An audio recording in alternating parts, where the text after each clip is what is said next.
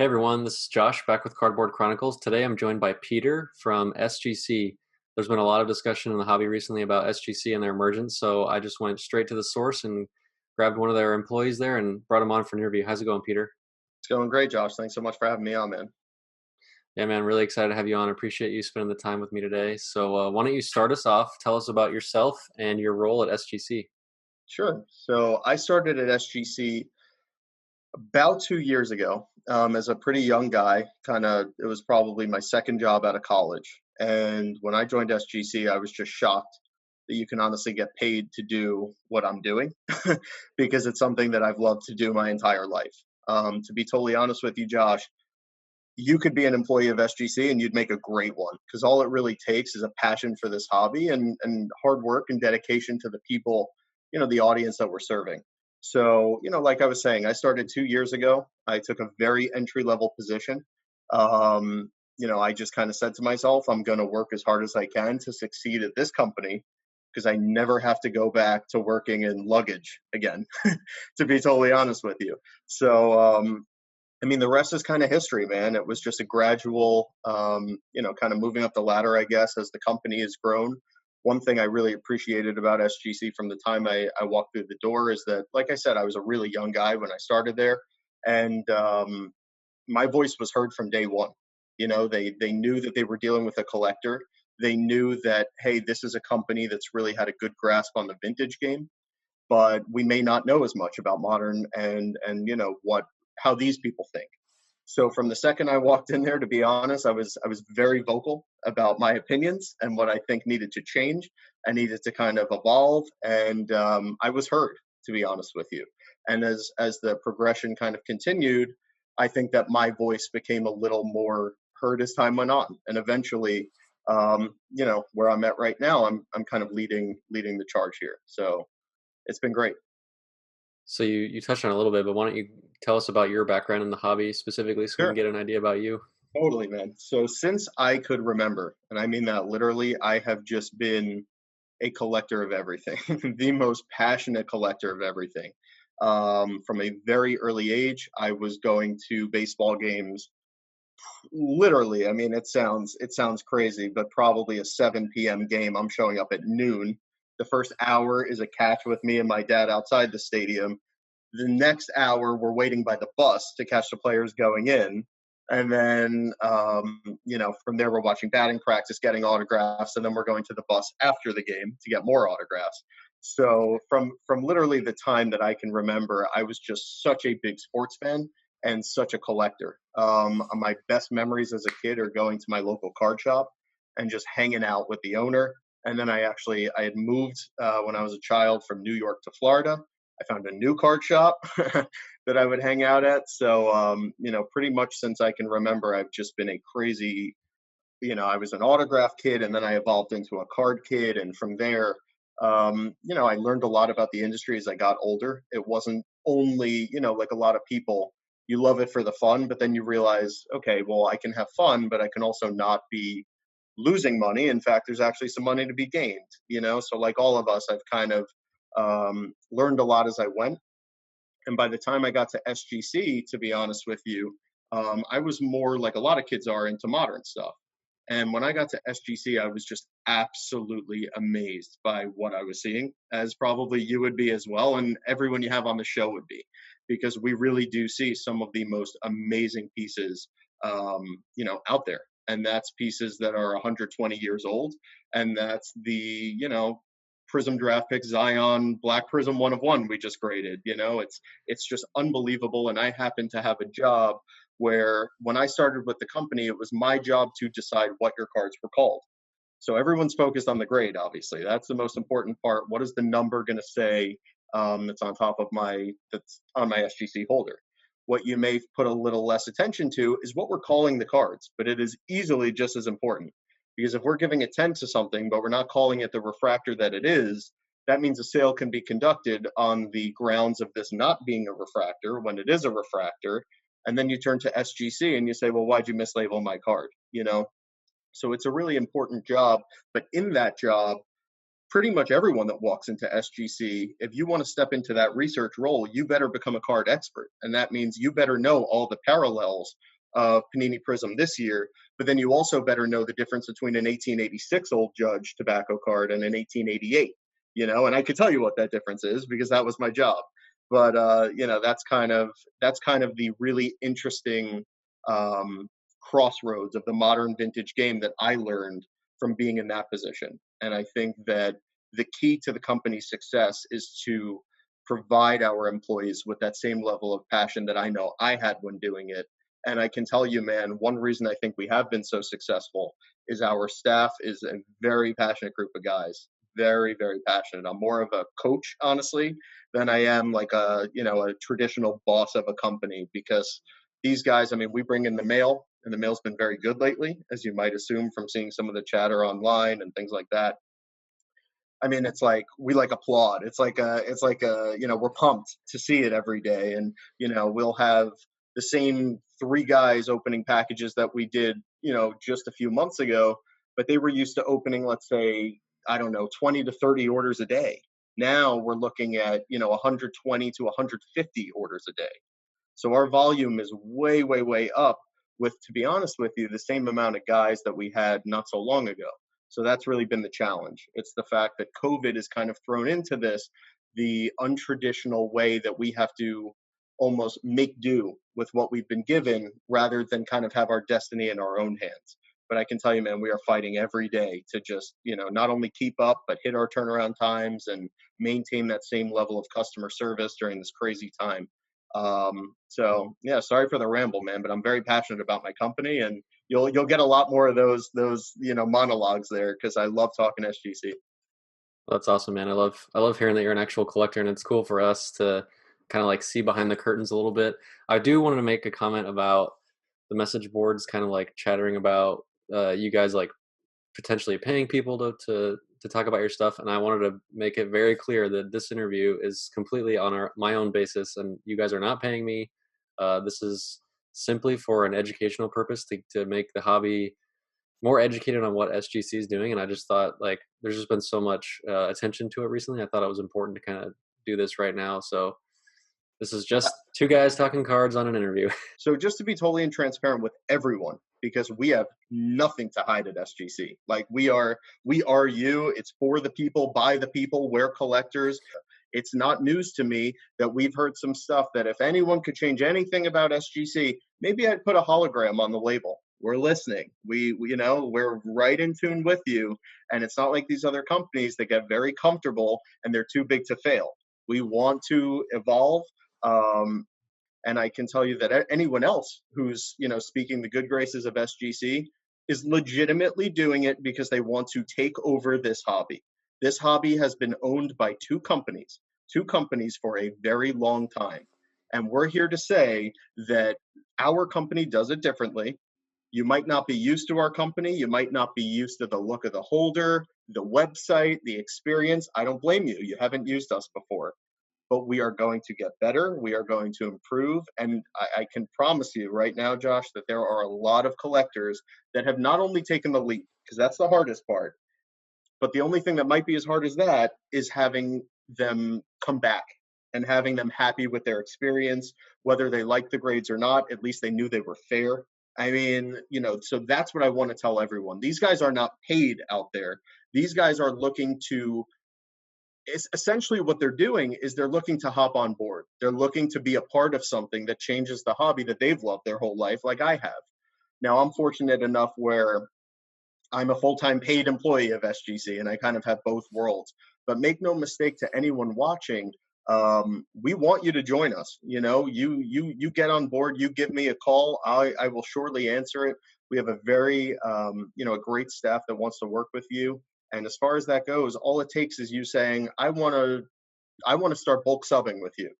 Well, you're going to get some nice prices. And with those nice prices, you probably want more people to bulk sub with you.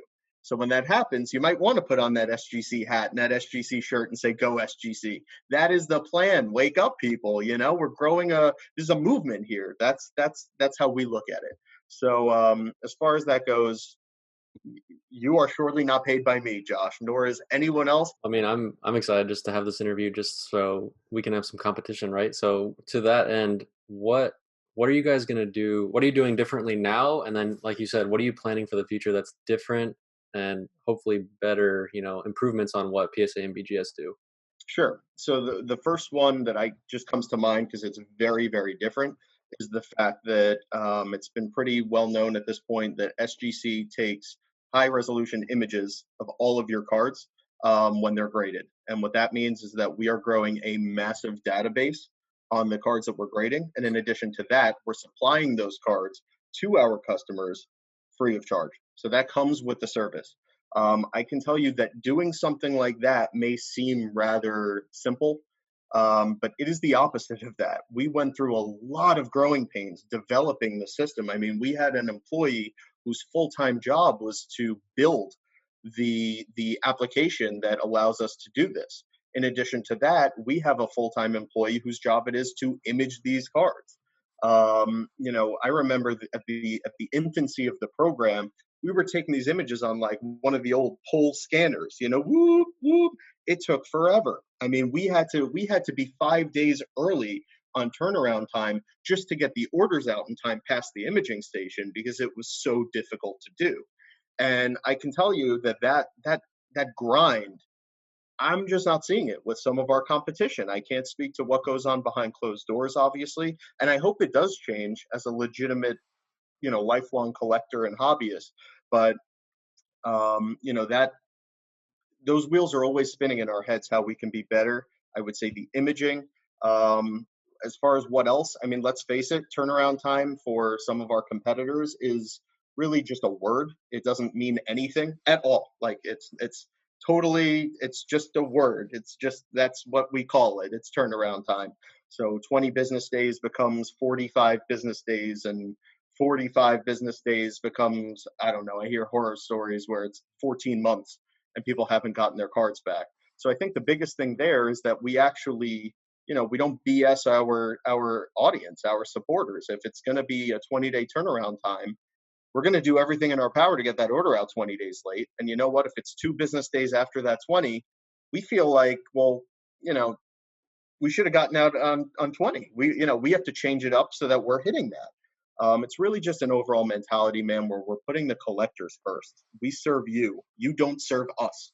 We are not, we don't own you. You are choosing to use us. If you've never used us, I hope you try to use us.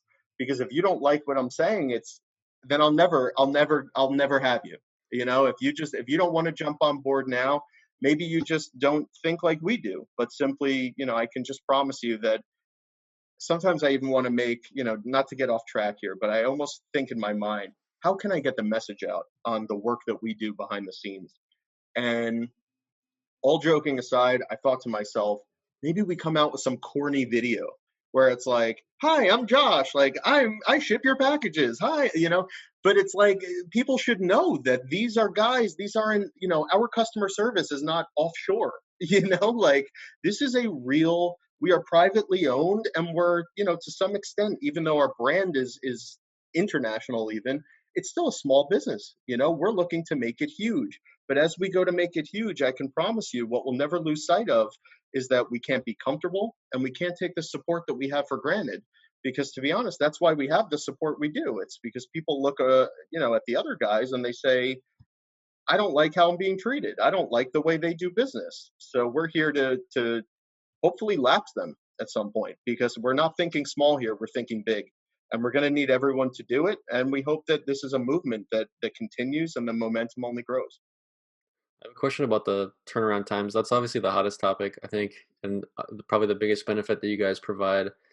Um, as in comparison to the other companies, what happens when you guys start growing though? Are you going to be able to take on the new volume? Like, let's say you 10x, right, Mhm. in a couple months or a year or whatever. Are you We're gonna close.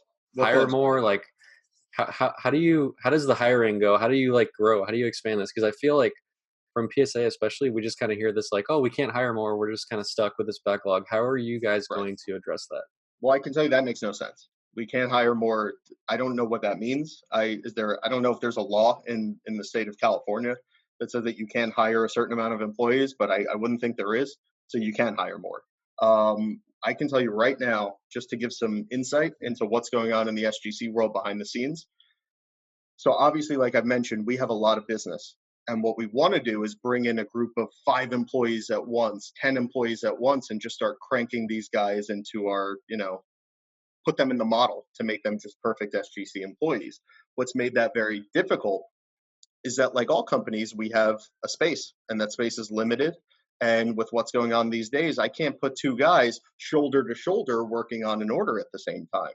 So what do? We can basically sit back and we can say, well, it is what it is, and we're facing challenges, and they'll understand. What are they going to do? Wait, 2 years with the other guys? They'll keep sending. Again, man, we're not comfortable. So what we're doing, I literally checked out a new space yesterday. I am awaiting an email back on what that space will cost me. And I can tell you that we are very eager to get into a new space, because once we get into a new space, all of a sudden our people are spread out. And all of a sudden I can start hiring literally 4 or 5 people a day, if that's what it's going to take. And right now, to be totally honest with you, it looks like we're headed in that direction. From a perspective of how we get those employees to be great and to buy into this level of thinking, to be totally honest with you, I'm in charge of that. That's what I do at SGC, and I give my word to everyone. You do not walk in my door unless you think like I think, like you think, like everyone watching this thinks. If you don't have a level of respect, you don't have to be a card collector. You don't have to do that. But if you don't have a very high level of respect for the passion that these people have about what they do, then you're just not allowed in. It's that plain and simple. The truth is, you see me, I'm, a passionate guy who's getting red in the face talking about this. But you know what? I could be replaced by a Harvard grad who knows a whole lot more than me about the finance and economics of, this industry, and how we can cut costs while, increasing profits. And that's all important. Don't get me wrong. But I think what's more important is the fact that this passion for the industry never dies at the company. And I think that that's what we have. It's the fact that I am in charge of this company. And as long as I am in charge of this company, we will not be run like the other guys are. We are going to scale, and we're going to scale properly so that we meet our turnaround times. Okay, we have 40 more packages than we did the day before. Well, now it's time to hire so we can meet those turnaround times. And newsflash to everyone, there's some profit still to be made there. So I don't know what these guys are telling you when they say we can't hire. That doesn't make much sense, to be totally honest with you. I found a model work for me, and I'm going to give it out. It's almost my little secret, but we'll see what happens with it. Hopefully the other guys don't steal it. But you know what you do? You hire young kids. You hire young kids like I was when I was hired. And these young kids, if they're not card collectors, which to be totally honest, most of the time they're not, what are the odds that every guy who walks in the door is a lifelong collector?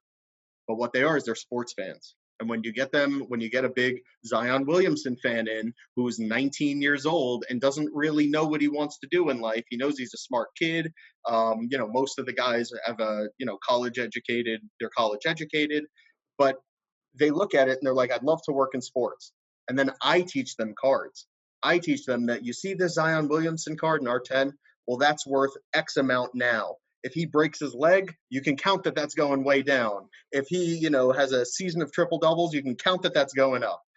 So it's an interesting thing that so many people can latch onto. They really can. And I find that the biggest thing with this hobby is that people just need to know about it. You just need a messenger who's willing to take it to the masses and kind of speak their language, teach them, bring them in. This is what we do. This is why we love this. This is why, I made 6 figures last year flipping baseball cards from my couch.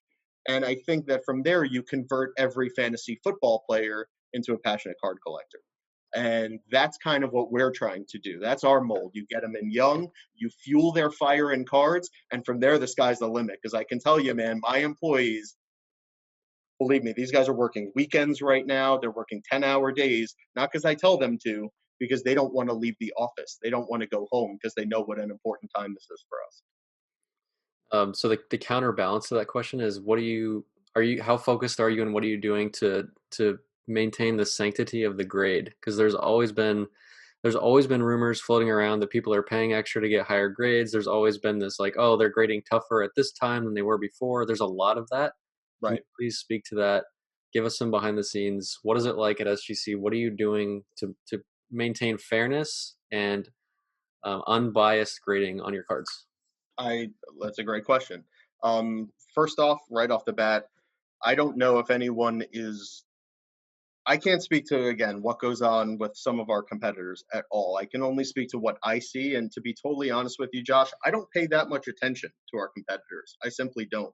We have so much work in front of us that I wish I had the time to just go study their model and see what's going on over there, but I don't. I can tell you this: no one is paying more money for better grades. Our head grader has been working for us for 22 years. Since the company was founded in the year 1998, I believe he began with us as our shipper, but very soon after that, he decided, I want to get into grading. Well, that doesn't mean the next day he starts assigning grades. It's like an apprenticeship at SGC. We don't pay our graders minimum wage to go stick 959, 959, 999, 959. That's not the way cards are evaluated. So I think that at SGC, we really put a lot of stock into the fact that this is an expertise. This isn't a role at the company. This isn't a job that anyone can do. We've kind of set in place a little hierarchy at our company, where in order to even get into the conversation where you want to start grading, well, first you better become a card expert in our research department. So there will not be anyone who just hops into cards because we found them off the street and they seem to know what they're talking about. I think that's a big reason why we're known in this hobby as being tough but very consistent graders. It's because we don't have a boiler room like setting where it's more cards, more cards, more cards, get them in, get them out, get them in, get them out.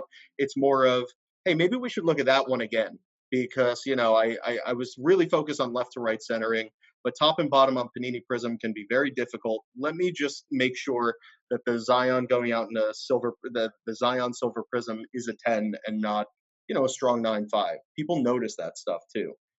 So it's important. And all I could say, man, is generally we just put a ton of stock into the grades that we're assigning because at the end of the day, you can't build a company if you don't have a grading room to build it around. Yeah, the grade is really like it's this, like I said, the sanctity of the hobby. Like if we have inconsistent grades, like we might as well just throw in the towel. Exactly. I mean, I completely agree, man. I know that it doesn't matter what kind of service I can offer these people. If they feel like their cards are being judged unfairly one way or another, the conversation ends there.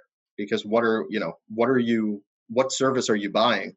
There's not much of a service there at all if we don't really know what we're doing with cards.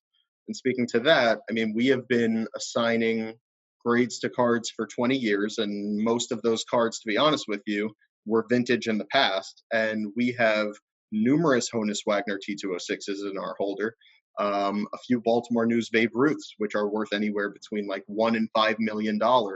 If we can handle those, I'm pretty sure we can handle the John Morant, refractor. It's how it is, or prism.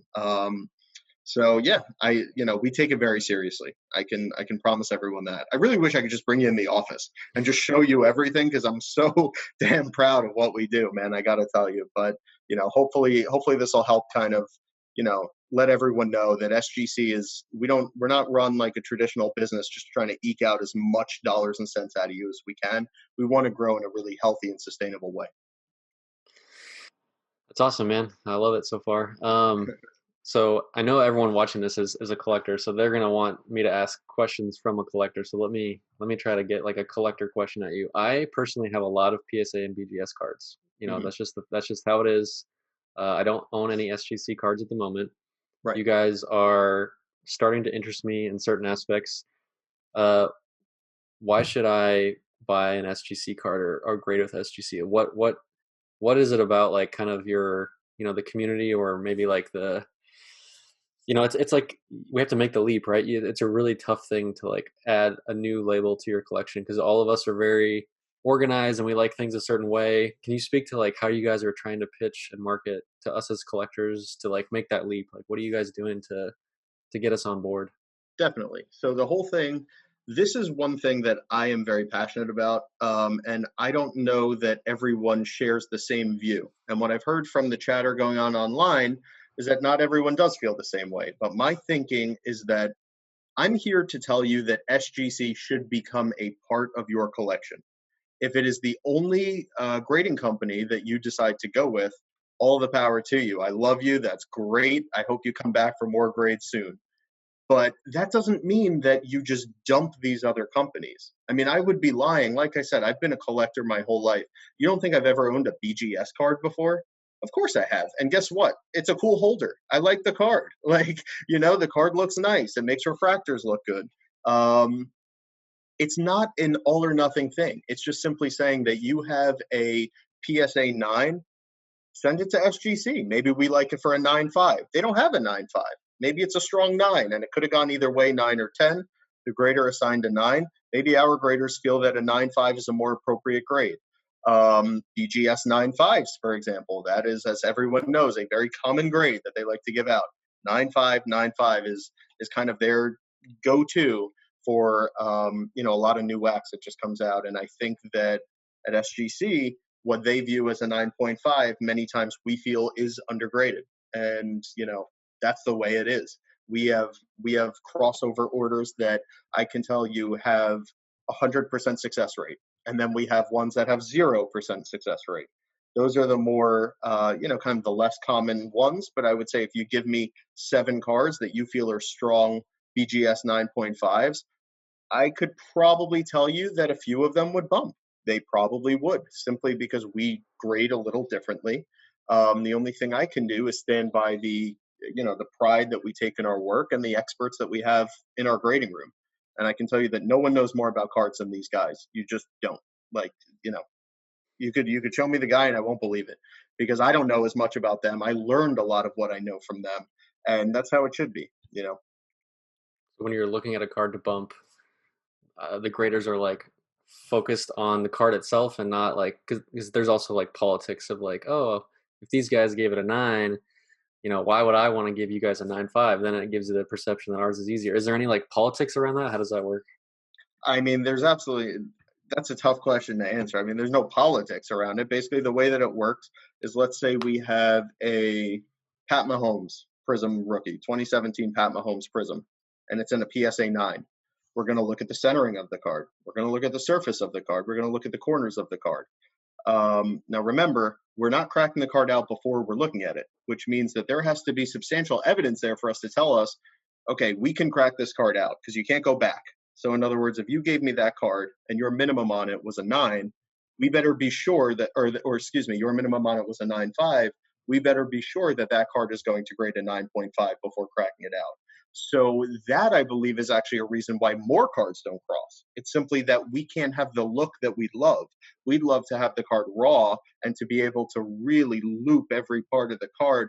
But when it is in a holder, it's more of a challenge. You need more substantial evidence to cross the card. So I mean, there are trends. There are trends in this hobby that I'm not ashamed of, nor is anyone with my company. For example, look at a BGS Jeter. Look at a BGS Jeter. Look at our prices next to theirs. And when I say Jeter, I mean the SP. Excuse me, the 1993 SP. We are selling for more than them on that card. Well, why are we selling for more than them on that card? Because our graders feel that they grade it too loose, and maybe they feel that we grade it too tight. But the fact is our 9 is a tighter 9 than theirs. And we've seen that clearly, because when we get BGS 9 Jeter SPs for crossover, there's a very low success rate on those because we feel that they're overgraded. I'm sure you can send some SGC. Maybe you could get a Zion in a 10 from SGC, and you send it to BGS. They'll say this is overgraded. This is a 9.5. Those trends exist, and they're not. Yeah. There's nothing to be ashamed of here. It's like that's the way the right? companies view the cards. You're consistent. That's really the important part. If you're consistent Right. with it, then that's how. If that's the way you guys grade it, and you're consistent with it, then we as a hobby accept that. Right. Um, this has been awesome, dude. I love your passion. This is great. Thank you, man. I apologize. I knew no, this would no. happen. The truth is every time I get talking, I came on. I've watched your videos before. I really enjoy the channel, but I know you're a real level-headed guy. You're a super chill guy, and No, I it's was good. nervous that I'd just explode through the screen. So I appreciate you working with me, People man. need to balance me out. I get that comment a lot that I'm like, I'm just so like mellow, so I need someone to get me going. And I honestly like appreciate kind of the the more like younger, fresh approach to this, and I Hmm. think you give off a lot of that. Just because like the hobby's changing very quick, and Right. there's a lot of new money coming in, and there's a lot of young guys coming in. There's a lot of money and a lot of investing. So we just like we as collectors, honestly, we just want transparency. We want to know what's going on. We want to know like why are we getting nines? Why is this taking 6 times as long as it said as you Right. say? Like, what are you guys doing as far as the transparency side of things? Right. Well, as far as the transparency side of things, I mean, I have to be totally honest there. I don't think we have that much room to grow in that aspect of the company, simply because if there was one thing that SGC was founded on, it was customer service, and which also I would include as turnaround times and transparency. The fact that there hasn't been anything to hide, the fact that if you give us, you're going to pay same day price on a Babe Ruth, a 1933 Gaudi Babe Ruth, and it comes back trimmed, you'd like to know what side of the card it was trimmed on, what our graders are seeing. And I can tell you that I'm a part of the company. I've seen how this company has moved and where we began and where we are now. And one thing that has remained is that if we can do it for you, we're going to do it for you. Like I said, we want to make you happy. We're not entitled to your business. So, in order to maintain that business, we'd like you to leave as happy as possible. Now, that doesn't mean that we're going to cross all your cards and you're going to get the grades you want, but it does mean that, hey, let's make the experience fair. Let's make it enjoyable for the average Joe who just enjoys the hobby and is taking, it's his first grading order ever, and he heard of this company called SGC. So, as far as transparency, I got to tell you, man, I'm here, aren't I? It's like I'm doing my best, and the one thing that definitely separates us apart is the fact that I want to hear what you're saying. Look, I'm 25 years old and I am blessed to be running this company. I really am. But understand that I'm no genius. I'm no genius at all. You may know more about one thing than I know. I want to welcome everyone's voice in this. That's why I say that this is a movement, that this is like a grassroots campaign where the collectors are taking back what's theirs, and that's this hobby. And SGC is really all it is it's the method that this is happening through, and so, to some extent. I know that there are people that love SGC, but they just wish this was different about it.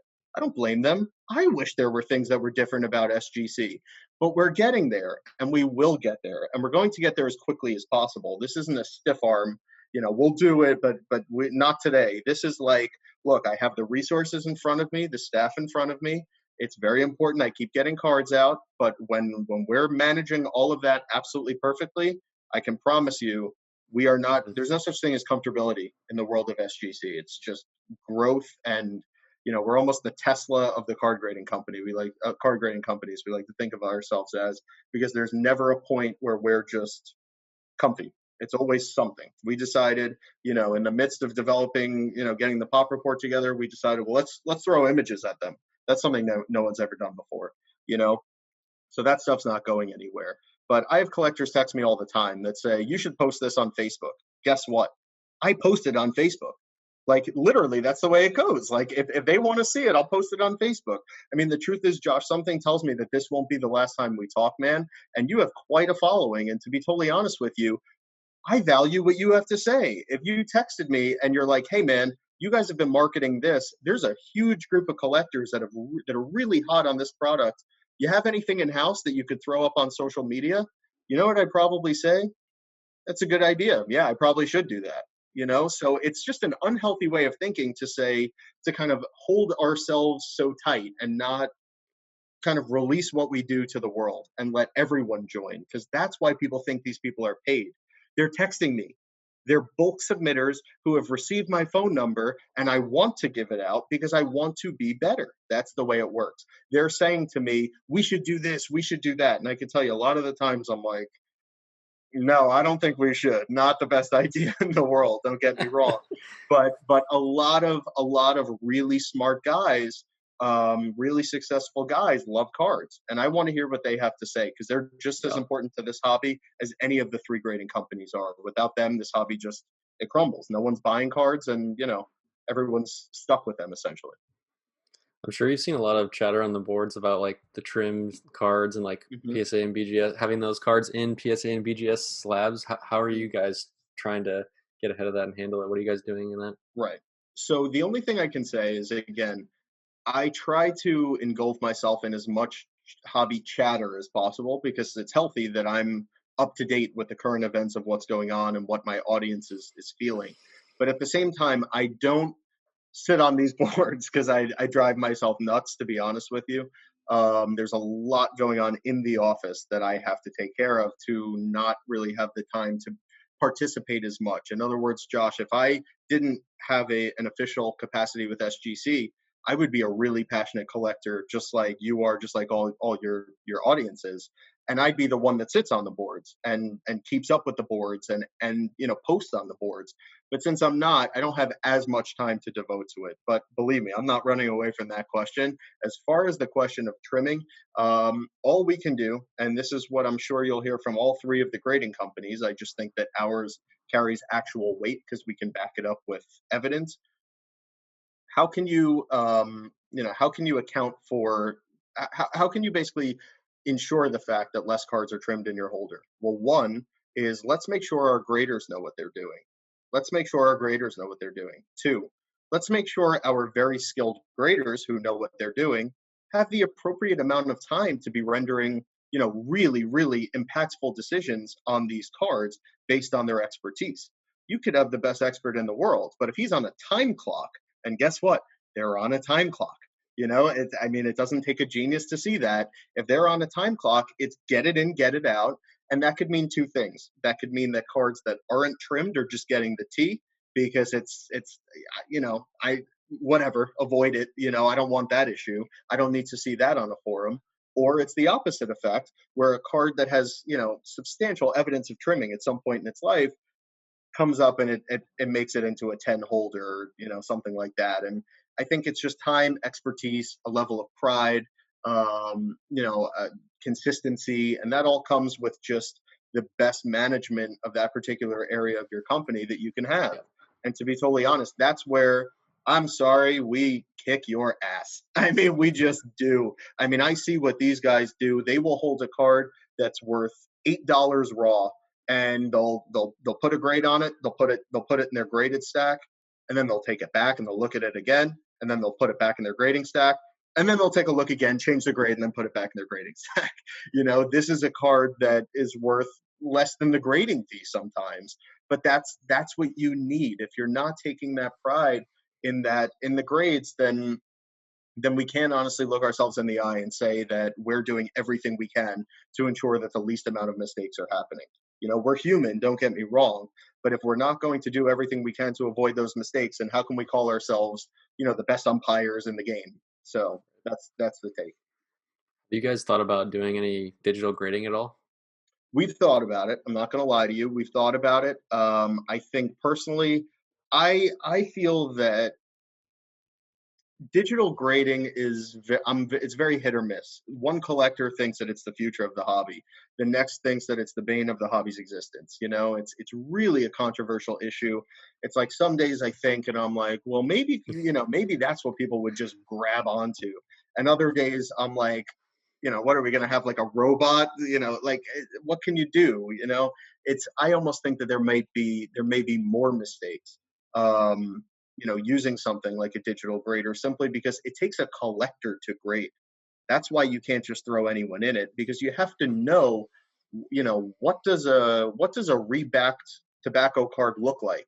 Could you teach a machine what a rebacked tobacco card looks like?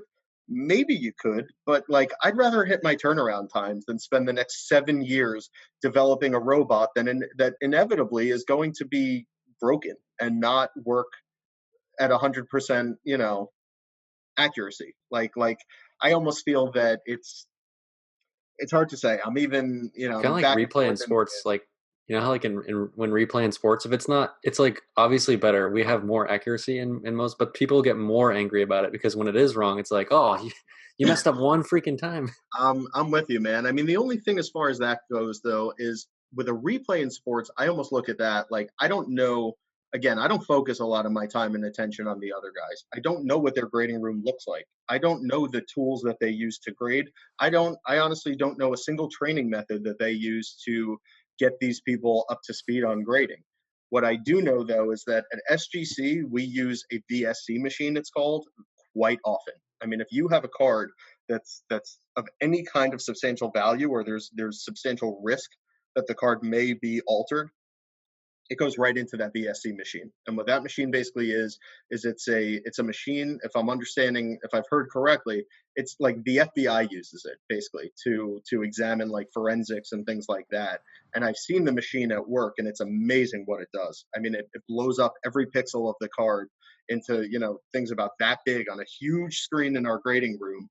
And the second the card's in there, every grader kind of turns his seat to take a look at what they're seeing, and they're seeing it in all grays and then all pinks and then all blues. And this machine takes pictures. And here's a news flash: we keep those pictures that we take of the cards. We measure the cards with obviously a precision ruler, and get it down to the minutia. And it's what are you going to do? It's like Yeah. that's what we can do to kind of, that's our version of replay, I guess I should say. It's the fact that if we need the replay, then we put it in there. And is replay, do you disagree with replay every so often? I do. I mean, and then there are calls that you can't replay. So Yeah. that's how it goes. I just thought of another question. I'm just rapid firing you. I'm like, it feels like I'm changing Absolutely, man. topics, No, but please keep it coming. Like I said, you this is can this you is can the, handle this it. is the most amount of time I've been out of the office in about a month at a time. I've been leaving at very late at night, so it's nice. I'm actually home right now. I ran home for an hour or so to chat, and I'm enjoying this. Appreciate the bonus time I'm getting. There's a lot of cracking and resubbing in the hobby. So if you guys are taking pictures of the cards, uh, and especially if it's serial numbered and it's coming back to you raw, are you aware that people have cracked it, and are you reassigning the grade you already gave them, or are you reassessing as if it's a new order?